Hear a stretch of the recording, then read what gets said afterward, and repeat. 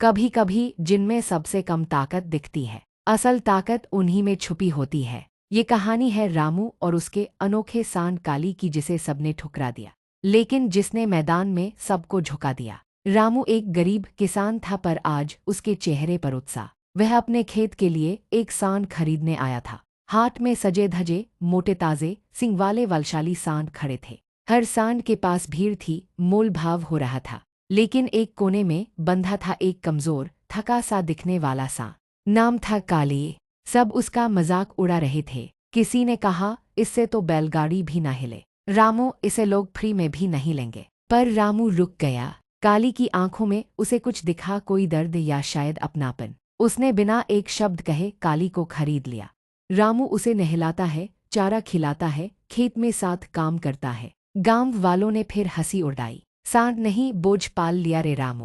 पर रामू चुप था। वो काली को चारा खिलाता, हल्का फुल्का काम करवाता और हर दिन उसे प्यार से पुकारता। धीरे धीरे काली की आंखों में चमक लौटने लगी। वो फिर से दौड़ने लगा, सींग मारने लगा और फिर कहानी में आया एक नया मोड़। गांव में एक दिन आया शंकर, एक मशहूर जल्लीकट्टू ट्रेनर जी। वो सांडों की ताकत पहचानने में माहिर था। जब उसने काली को देखा, पहले हंसा, फिर कुछ पल बाद बोला, ये सांड नहीं, जंगली चिंगारी है। इसे ट्रेनिंग दो, ये सबको पछाड़ेगा। रामू को यकीन नहीं हुआ, लेकिन उसने मंजूरी दी। अब शुरू हुई असली मेहनत। रोज सुबह की दौड़, वजन खींचना, नकली खिलाड़ियों से भिड़ना, मैदान की सख्ती झेलना। काली अब पहले जैसा नहीं रहा था। पोंगल के दिन जल्लीकट्टू का सबसे बड़ा मुकाबला हुआ। मैदान, भीड़, ढोल, खिलाड़ी, सांड, परिचय, लोग चिल्लाते हैं। काली मैदान में उतरा, आत्मविश्वास से भरा। रामू की आंखों में डर भी था और गर्व भी। घंटी बजी, खिलाड़ी दौड़े, लेकिन काली बिजली बनकर दौड़ा। एक एक को गिराया, किसी को पकड़ने नहीं दिया। जो सांड कभी कोने में बंधा रहता था, आज सबकी आंखों की चमक बन चुका था। पूरा मैदान काली काली चिल्ला रहा था।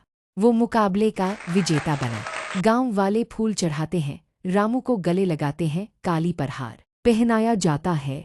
गांव वालों की आंखें नम थी। उन्होंने रामू से माफी मांगी। रामू ने मुस्कुराकर कहा, जिसे तुम बेकार समझते थे, वो असल में बेमिसाल था। काली अब सिर्फ एक सांड नहीं था, वो प्रेरणा बन चुका था। कभी किसी को उसकी हालत से मत आंको, क्योंकि हर दिल के अंदर एक तूफान होता है। बस किसी रामू जैसे इंसान की जरूरत होती है, जो उसे आज़ाद करे। अगर ये कहानी दिल को छू गई तो लाइक, कमेंट और सब्सक्राइब जरूर करें।